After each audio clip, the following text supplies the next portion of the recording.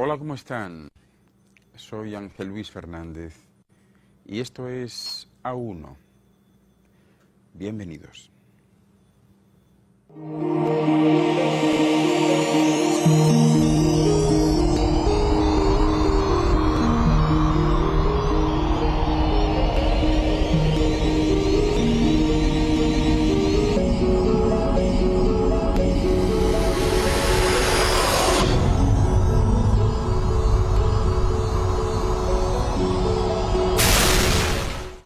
A1 es un programa de investigación y de búsqueda de la verdad perdida, de desvelar misterios y enigmas, de descubrir los secretos y recuerdos del futuro. Fíjense bien, se preguntan ustedes si la religión es una actividad lucrativa. ¿Se lo han preguntado alguna vez? Son muchas las personas que piensan de ese modo, puesto que detrás de los sacerdotes, de los arzobispos, pastores, etcétera, pues hay muchas veces enormes fortunas amasadas, incluso muchos de ellos hasta con aviones propios y pequeños paraísos de recreo, y qué puedo decirles, incluso hasta un pequeño territorio con rango de país que está situado en el mismo centro de Roma. Solo basta con contar la cantidad de canales religiosos, de prensa, radio y televisión que han ido proliferando en todo el mundo en tan poco tiempo para darse cuenta de la magnitud de este sector. Y claro, cada vez es más frecuente escuchar a religiosos o pastores pidiendo dinero en nombre de Dios, porque Dios lo dice, dicen ellos, que se debe dar dinero si se quiere ser bendecido. Y lo más lamentable de todo es que hay mucha gente mayormente ignorante, humilde, inculta, procedentes de los estratos más bajos y humildes de la sociedad, que llegan a asumir esas tesis. Pues bien, de ello les voy a hablar hoy, del poder de las religiones.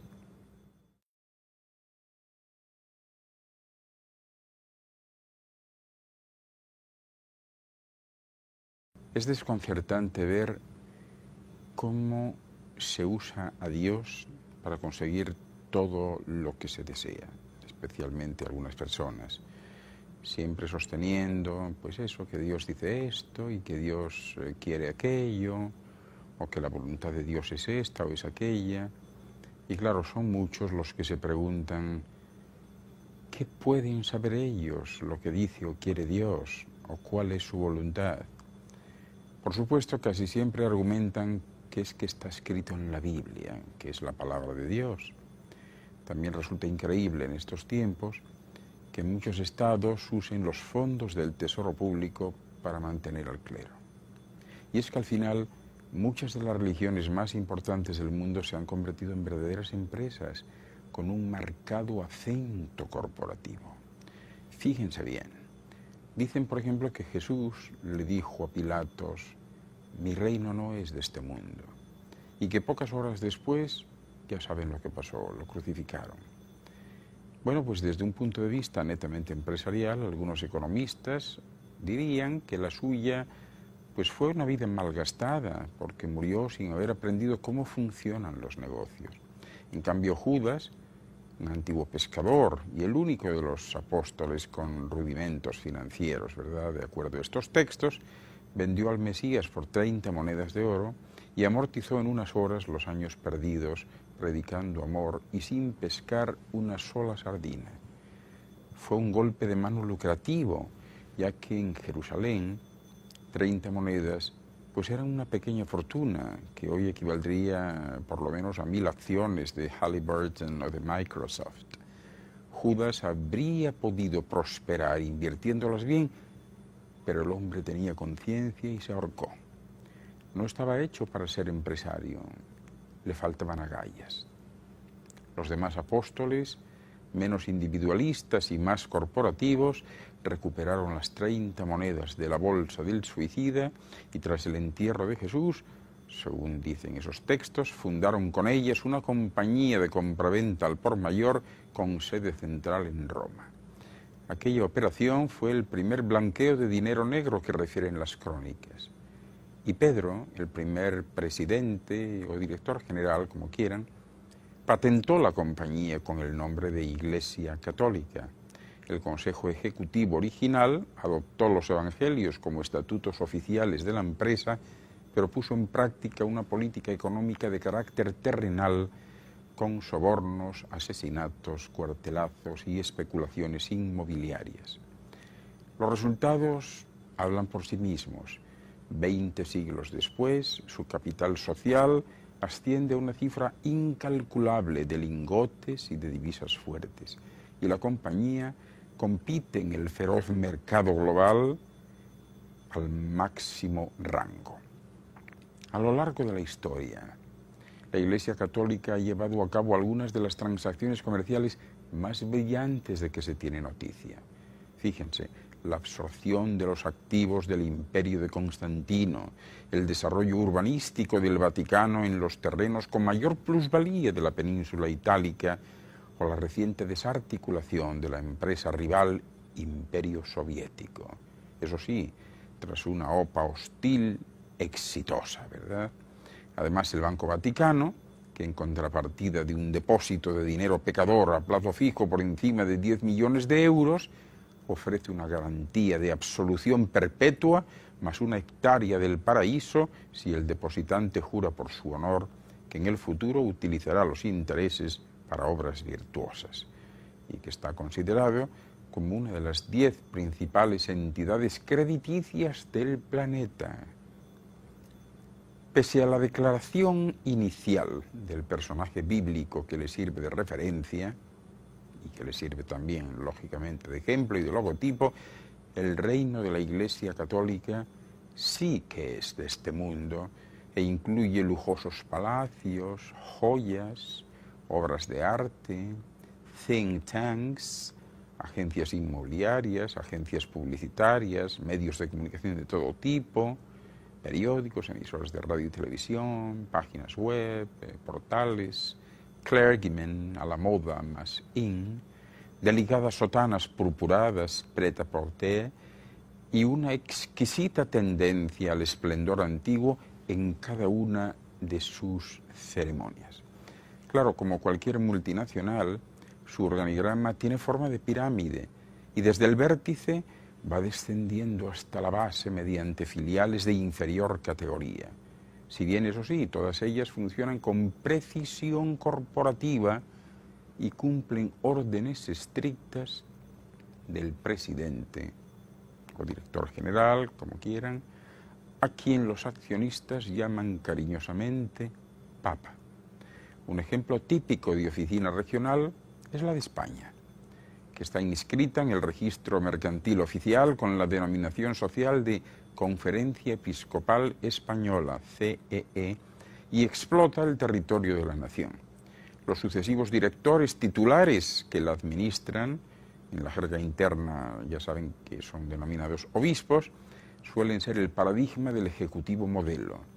Es decir, se trata de hombres de ascendrada rectitud y fervor intelectual, cuyas declaraciones públicas ejercen una enorme influencia sobre la clientela de la compañía.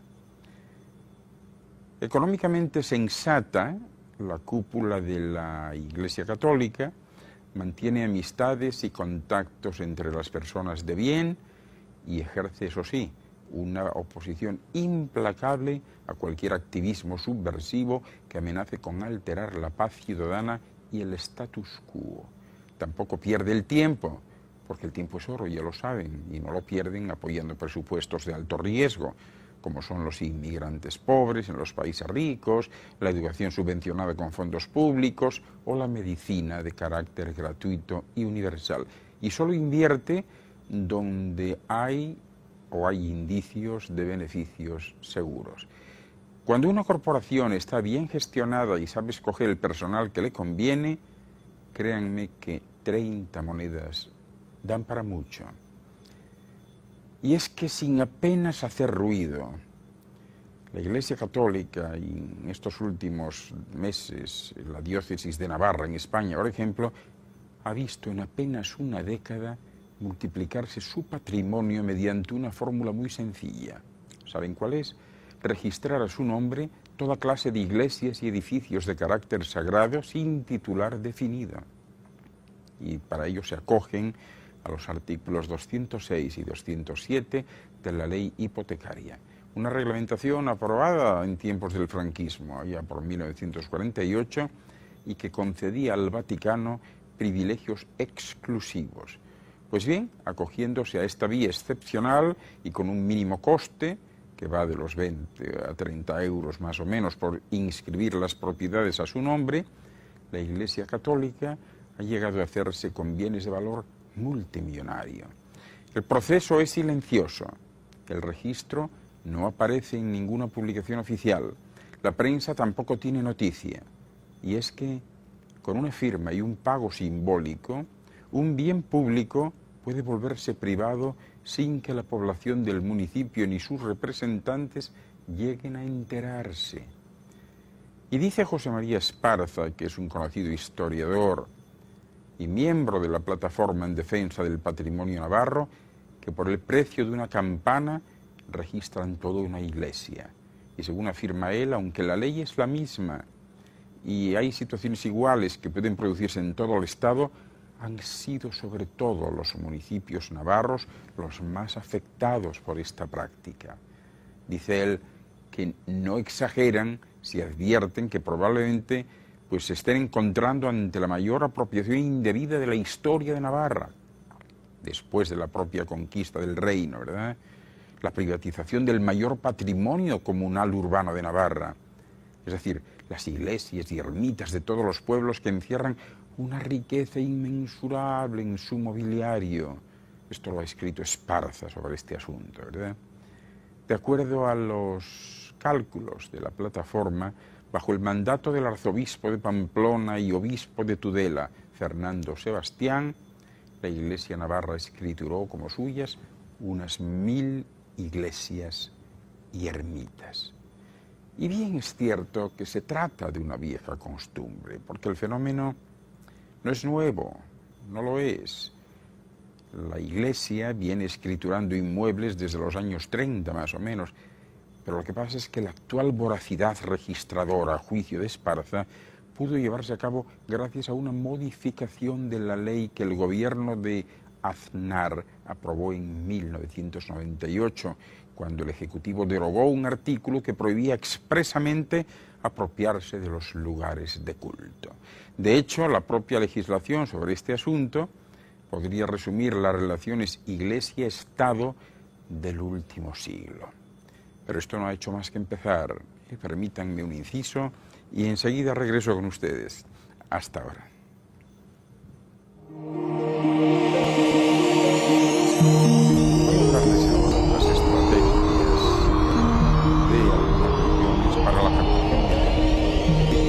datos. Porque en realidad siempre parecen ser las mismas. Primero bombardean con el y la pertenencia. Y esto se consigue a través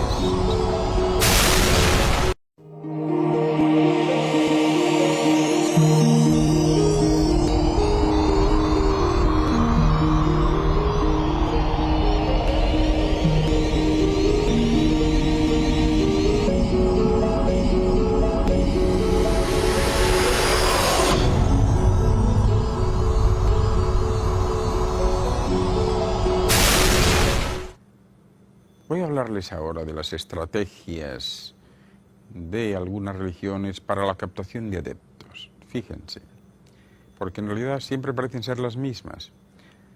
Primero bombardean con el sentido del amor, de la familia y la pertenencia al grupo, ¿verdad? Y esto se consigue a través, ya se imaginan, de abrazos, caricias, besos, etcétera, ¿verdad? El recién llegado pues suele sentirse el más importante y el centro del grupo porque va a recibir atenciones de todos los demás. También seguramente recibirá gran presión por parte del grupo a través de la anulación de dudas y resistencia a las nuevas ideas que se logra a través de la explotación necesaria y natural de la integración en el grupo. Bueno, pues cuando ya se está dentro de ese grupo, hay otra serie de requisitos que se necesitan cumplir. Se tiene que aceptar el nuevo estilo de vida promovido por la denuncia de los antiguos valores y creencias. lógicamente se pueden llegar a destruir totalmente, ya se imaginarán, los lazos familiares, disponiendo de nuevos matrimonios y familias. A veces también hay que comprometerse económicamente y se debe aportar dinero y bienes personales o familiares. Y paralelamente es habitual que uno tenga que ofrecerse a trabajar gratuitamente para el grupo o a favor del grupo, o pedir créditos a bancos, familiares y amigos a favor del grupo. Naturalmente, la sugestión continuada está a la orden del día. Esto es como una especie de hipnosis que flota en el ambiente. Entonces se realizan cánticos y plegarias y todo lo que sea ajeno al culto se suprime con otros cantos que bloquean la mente a cualquier idea extraña para ellos procedente del exterior. También se exige una abdicación de la responsabilidad del adulto a favor de la autoridad del líder. Y esto favorece el estado de infantilización. Luego se realizan juegos sin reglas definidas que fomentan la necesidad de ser dirigido. En ese momento se presentan fenómenos de fatiga y de sueño, de desorientación y vulnerabilidad que son creados por la actividad física y mental muy prolongada, ¿verdad?, impidiendo el descanso adecuado. Bueno, respecto a la alimentación, se priva al sistema nervioso de la nutrición necesaria a través de dietas raras, bajas en proteínas, lo que aumenta la desorientación y la capacidad emocional. Y poco a poco se llega a la destrucción de la propia personalidad, se incrementa la vulnerabilidad a las nuevas enseñanzas y conocimiento de las debilidades de los nuevos discípulos, ¿verdad?, y que son reveladas pues a través de confesiones de los secretos más íntimos. También se aumenta el sentido de culpabilidad creado por las enseñanzas de salvación eterna con la exageración de los pecados y del estilo de vida anterior. Aparece aquí un estado de confusión en el cual se alternan castigos y recompensas por acciones similares. Y entonces se presentan aspectos como el temor, la lealtad y la obediencia al grupo, que son mantenidos siempre por las amenazas de una condena eterna, a causa del más ligero pensamiento, palabra o acto en contra del grupo. Y así se realizan poco a poco charlas sobre la doctrina que, aunque resulten confusas e incomprensibles, animan al rechazo de la lógica y el razonamiento, induciendo a la aceptación ciega. Y esa aceptación supone la absorción de todas las pautas, normas y creencias del grupo sin ninguna objeción o pregunta, además de la aceptación de la autoridad del dirigente mediante una promesa de progreso, poder y salvación. Pero claro, se preguntarán ustedes, ¿cómo son esas personas captadas? Pues bien, son personas que se hallan en un estado de crisis casi siempre, de insatisfacción, de inestabilidad en los estudios o a nivel profesional, o a veces emocional, afectivo y hasta social. Son personas descontentas con la sociedad y con sus normas. Muchas veces jóvenes, aunque últimamente se está dando el caso de mujeres de mediana edad, amas de casa, ¿verdad?, y algunos ancianos también. Personas de inteligencia media o baja, que tienen inquietudes espirituales o religiosas, personas idealistas, también personas con problemas de inmadurez, con una identidad no consolidada todavía, habitualmente de nivel social bajo o medio, y con un interés especial por lo desconocido, por lo misterioso. Quieren saber cuáles son los efectos secundarios y las consecuencias en este proceso de captación. Bueno, pues permítanme hablarle de los primeros, que son aspectos sociales, como puede ser la reducción o anulación de la capacidad de libertad de expresión con los demás. También la destrucción de las relaciones con familiares y amigos, la pérdida del puesto de trabajo, la renuncia al puesto de trabajo, el descenso de categoría por falta de rendimiento porque la mente está en otra cosa. Desplazamiento del entorno. Aspectos físicos, fíjense, deterioro general del organismo, desnutrición. Algunos pueden llegar a estados verdaderamente lastimosos, ¿verdad? Disminución de las defensas del organismo, pérdida de la menstruación en muchas mujeres, amenorreas secundarias, etc. Aspectos físicos. Bueno, pues, aparte de la inestabilidad emocional, cambios frecuentes entre el estado eufórico y el depresivo, incapacidad de mantener relaciones afectivas normales con personas ajenas al grupo religioso, pérdida involuntaria de la libertad, esclavitud involuntaria, disminución de la capacidad intelectual, del vocabulario y hasta del sentido del humor, razonamiento escaso o nulo, la mayoría tienden a las alucinaciones, dicen ver demonios y seres extraños, pánico, confusión mental, desdoblamiento de la personalidad, sentido de culpabilidad, pérdida de la identidad y paranoia, entre otros. No se muevan, permítanme un inciso, me voy a tomar un jugo de naranja y enseguida regreso. Hasta ahora.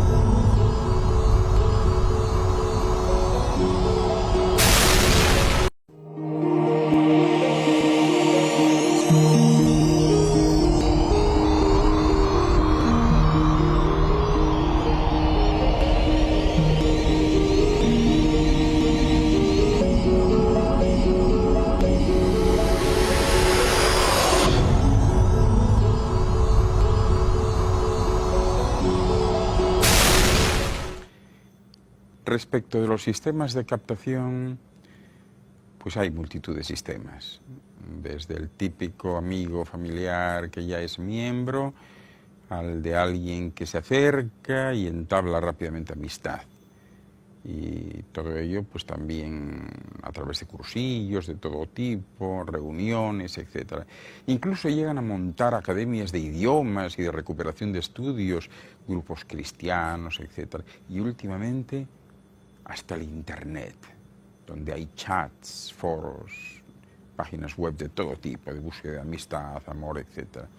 Y lo que siempre sucede es que aparecen en un momento de la vida de la persona en la que está sometida a una gran tensión y con problemas de algún tipo, familiar, amoroso, una muerte, problemas laborales, de enfermedad, etc. Es decir, cuando las defensas están más bajas y se es más manipulable. Por eso la información y la educación es tan importante, porque los captadores fichan a uno y lo catalogan en 4 grupos principalmente de los que les voy a hablar. El primer grupo, los pensadores. Estos consideran un intelectual a la persona objetivo, ¿verdad? Y por lo tanto tratan de mostrar que hay otros intelectuales famosos participando en sus actos. Muchas de esas fotos son falsificaciones en Photoshop o simples coincidencias, por lo que da la sensación de que esas personas les apoyan. El segundo grupo estaría formado por los emotivos, que como personas emocionales se acercan muy amablemente y con mucho cariño y amor, mostrando lo a gusto que se puede estar en el grupo, el amor que lo envuelve todo al pertenecer al grupo y que siempre están ahí y tratan de enseñar que el mundo no proporciona amor, pero ellos sí. La tercera clasificación es la de los activos. La típica persona luchadora que se enfrenta a todo, el triunfador, el que intenta luchar contra la pobreza, las guerras, las miserias. A esta gente la atacan ellos, haciéndoles creer que su grupo lucha también contra eso y sus planes en esa lucha funcionan perfectamente y se encuentran ahora luchando contra todas esas injusticias. El último grupo está formado por los creyentes, todas esas gentes buenísimas que tienen una profunda creencia en Dios, que son muy religiosos y muy espirituales. Pues bien, esta gente, esa es la más fácil de captar, porque es como si llevasen escrito en la frente: quiero ser captado. Solo hay que compartir los testimonios del grupo para convencerles de que ha sido Dios quien les ha hecho llegar a ellos. En el mundo, si se presentase un mapa de países avanzados y le pudiéramos superponer otro de países creyentes y otro de religiones, se vería claramente que los países más avanzados son los menos religiosos y donde menos actúan estos grupos.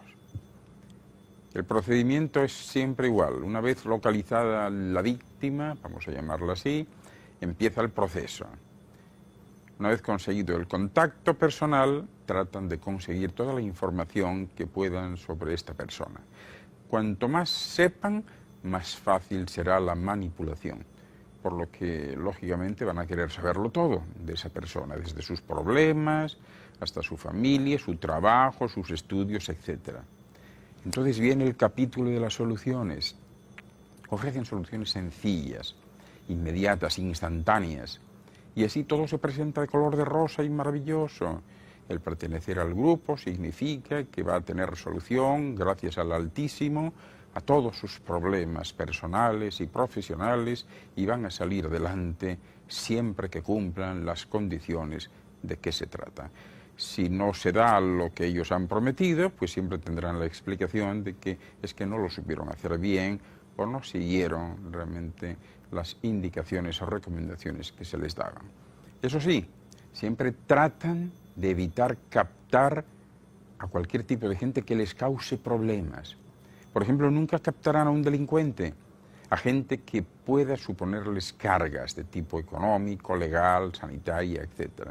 Es decir, si viene un delincuente, vendrá por su cuenta, pero no porque lo hayan ido a buscar, no porque lo hayan ido a captar. Esto nos lleva a la filosofía de los famosos diezmos. Ya saben que en su sentido literal el diezmo es la 10ª parte de todos los frutos adquiridos y que se deben entregar a Dios como reconocimiento de su dominio supremo. Cabe aclarar aquí que el diezmo se le ofrece a Dios, pero se transfiere a sus ministros.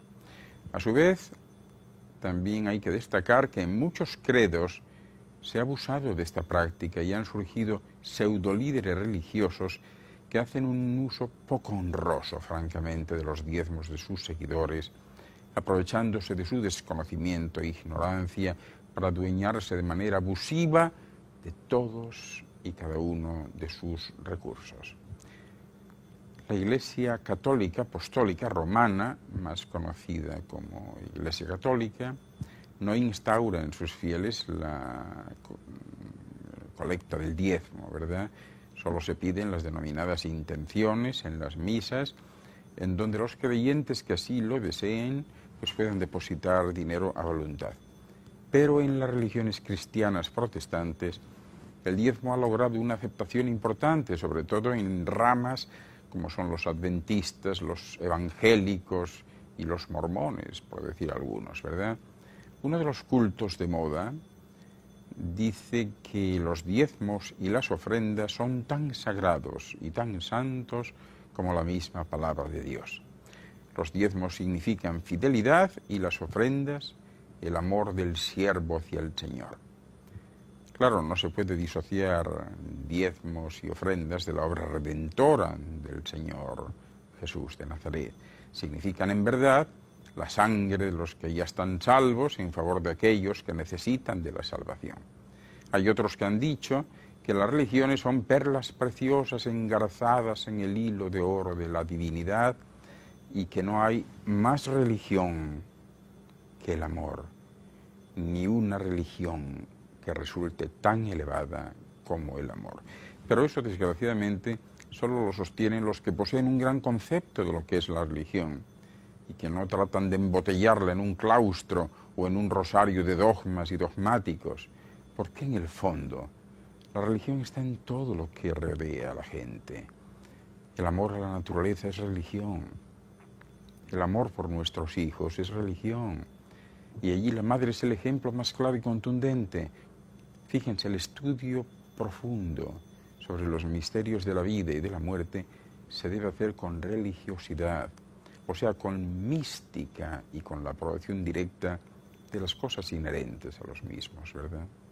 Un médico que sufre por la salud de su paciente, que clama al cielo por la salvación física de quien cuida, pues está haciendo un acto religioso, porque siente amor por ese compañero o compañera, ¿verdad? Y así se podrían enumerar decenas de situaciones donde el ser humano proyecta su espíritu religioso sin necesidad de asistir a ninguna iglesia en particular. No obstante, es cierto que los que acuden a cualquier iglesia lo hacen por lo general de buena fe, en su mayoría, ¿verdad? Otros lo hacen para autoengañarse, creyendo que irán al cielo. Y piensan que por dar una limosna al cura o un diezmo al pastor ya lo tienen todo conseguido, ¿verdad? Sin siquiera saber qué es eso del cielo o del infierno. Voy a realizar un pequeño inciso aquí y enseguida regreso. Permítanme unos instantes. Hasta ahora.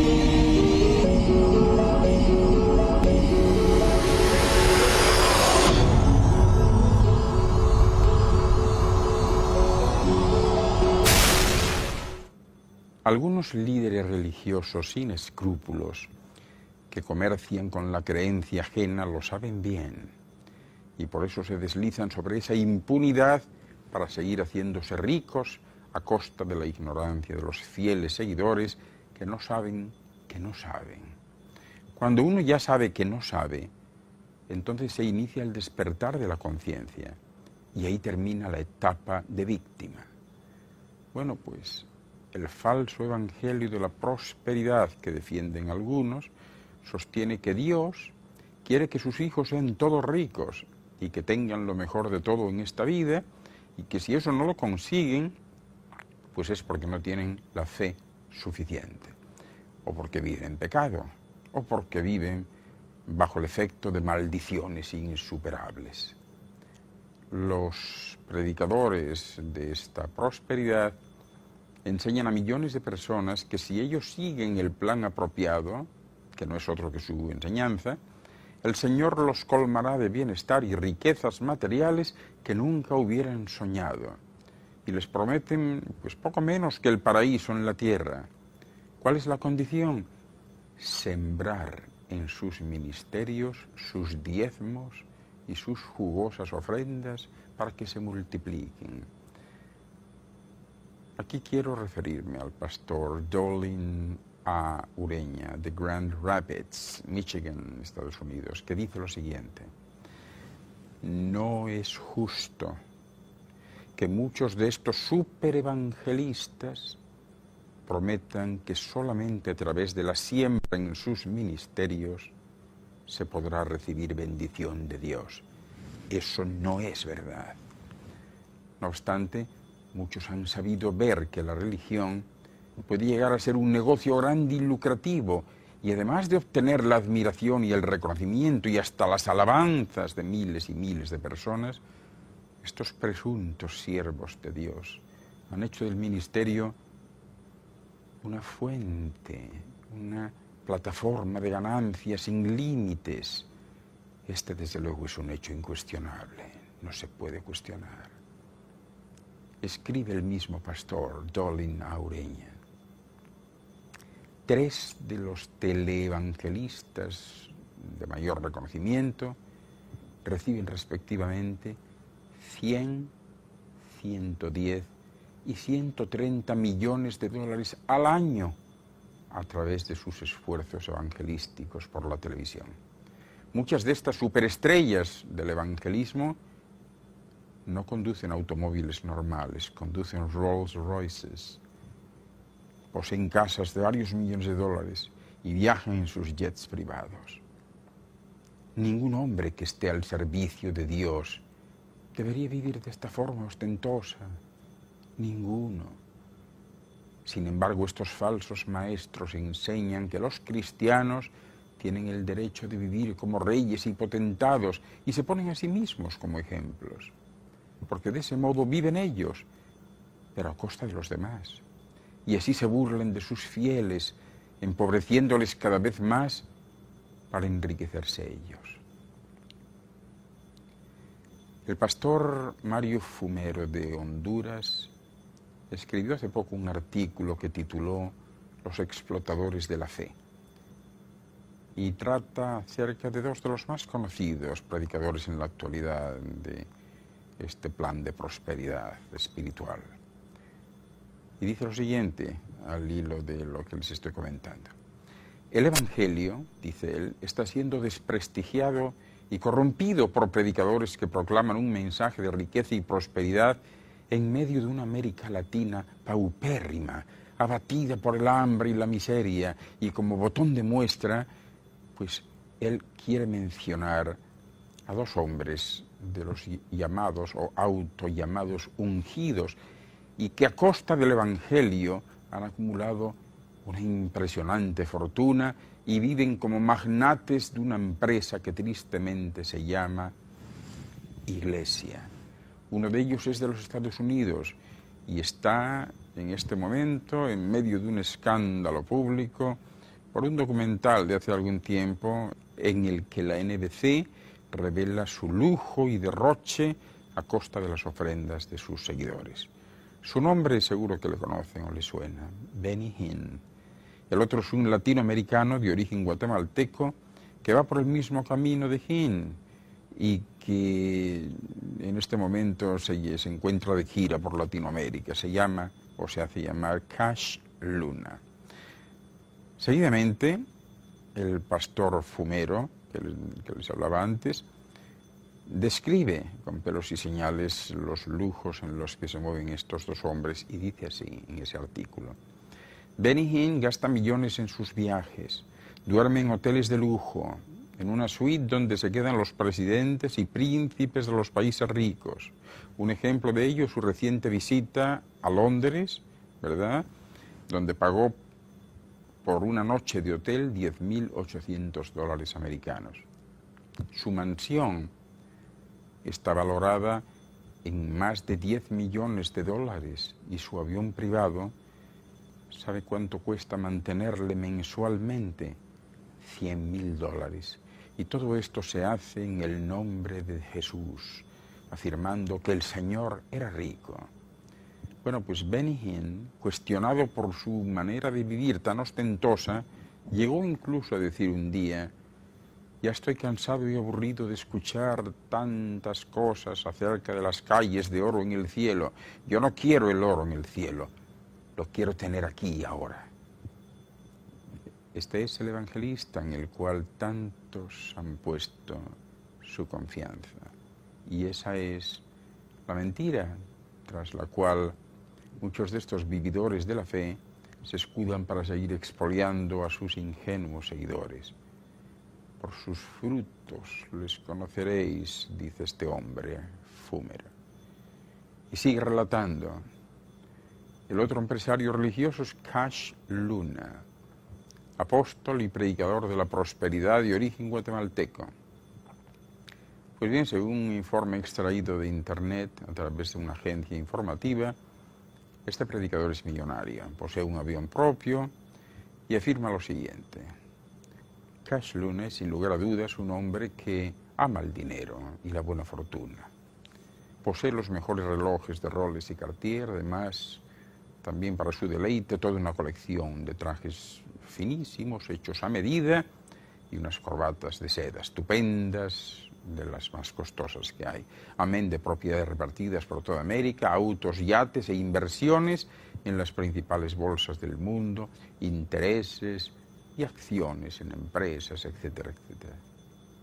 pareciera ser que Cash Luna y Benny Hinn coincidieran, no solo porque son los dos acérrimos fans de la doctrina de la prosperidad, sino también porque sus gustos y su manera excéntrica de vivir la vida pues coinciden a la perfección. Y es que el común denominador de muchos de estos llamados o autollamados ungidos es el amor a lo material, al dinero, la prosperidad material y la ostentación, así como al reconocimiento y la propia gloria. Es un espíritu de soberbia el que les envuelve e intentan manipular a su audiencia con un espíritu de control y de dominio. Y también los milagros y sanidades que tanto proclaman, que según ellos tantas veces se han demostrado, ¿verdad? Y que otros han resultado falsos, y muchas más de dudosa procedencia. Hay otro común denominador, que es curiosamente el mismo Vaticano, porque Benny Hinn en persona, uno de los preferidos de la red de televisión cristiana TVN, Trinity Broadcasting Network, declaró sin complejos de ningún tipo lo siguiente: mi educación, por supuesto, fue católica. Fui a una escuela católica en Haifa, Jerusalén, Haifa, Israel. Por ello, mi forma de pensar es básicamente católica. Cuando me convertí, seguí siendo católico, porque yo he sido muy católico en mis ideas y en mi conducta. Y es que muchas de estas organizaciones religiosas están repletas de enseñanzas paganas y doctrinas de demonios. Y ahí tenemos a uno de los principales valedores de la carismática evangélica internacional enorgulleciéndose de su fe católica. Alguien que es seguido y admirado por miles y miles de cristianos evangélicos. Pero ¿cómo puede ser posible?, se preguntarán ustedes. ¿Dónde está el discernimiento que debería tener? Efectivamente, se están viviendo tiempos sumamente peligrosos, porque mucho de lo que se llama avivamiento en realidad no es más que apostasía, o por lo menos un camino hacia ella. Muchísimos creyentes hoy en día se han dejado impresionar por esos falsos ministros que hacen milagros y que tienen mucha unción, y hasta dicen que echan demonios. Hay quienes lo dicen y hay quienes lo hacen, o dicen que lo hacen. Y es que el hacer cosas aparentemente prodigiosas no constituye necesariamente un sinónimo de santidad. Así que ya ven, estas grandes empresas dedicadas a la trata de almas funcionan de una forma peculiar y distinta en comparación con las empresas capitalistas tradicionales. Sus dependencias y sucursales están exentas en su mayoría de ciertos impuestos, como es el impuesto de bienes inmuebles. Este privilegio también se extiende a las residencias de sus directivos, obispos, canónigos y sacerdotes, ¿verdad?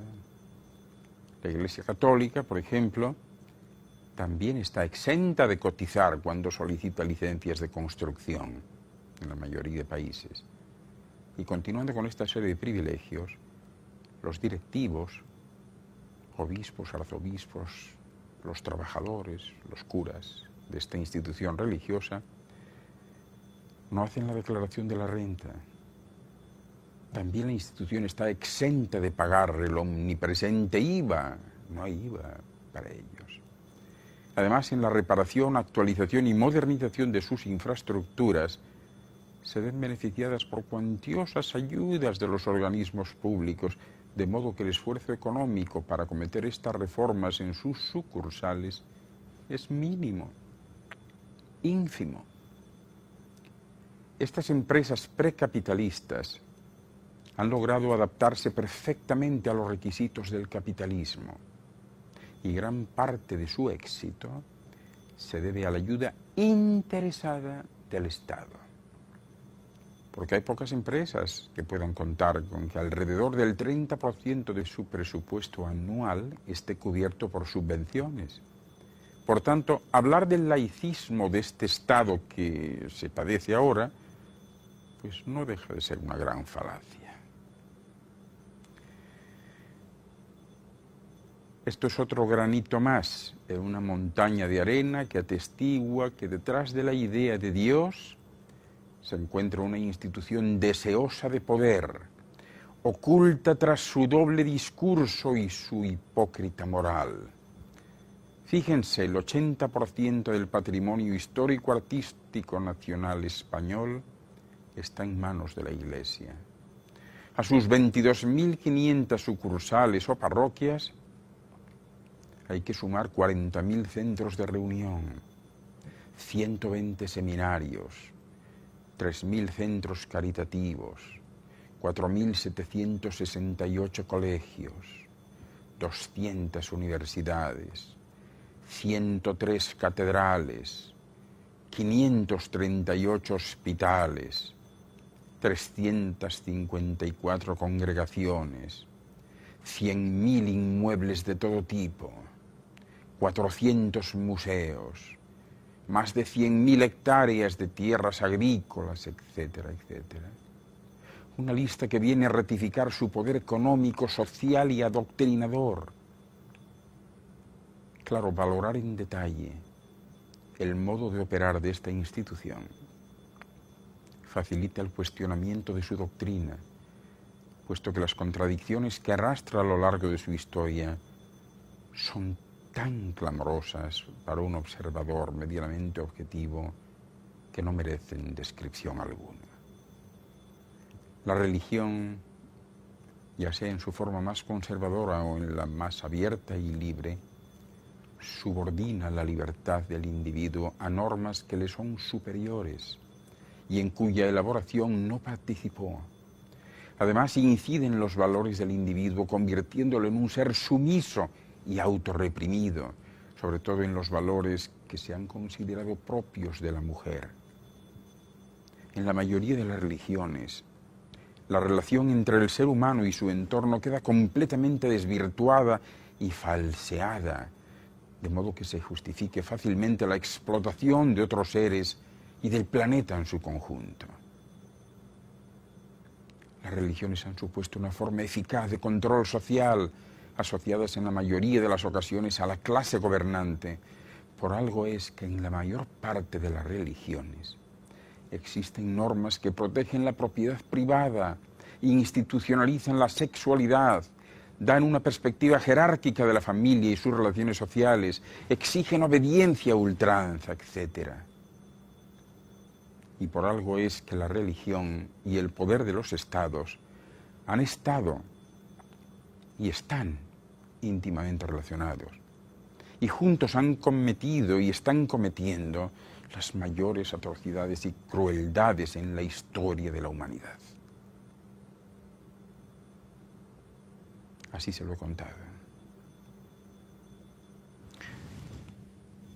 Pero no crean que todo lo que han visto y oído hoy haya sido fruto de su imaginación o de la mía. Soy Ángel Luis Hernández. Y esto ha sido Uno por Hoy. Muchas gracias por su atención.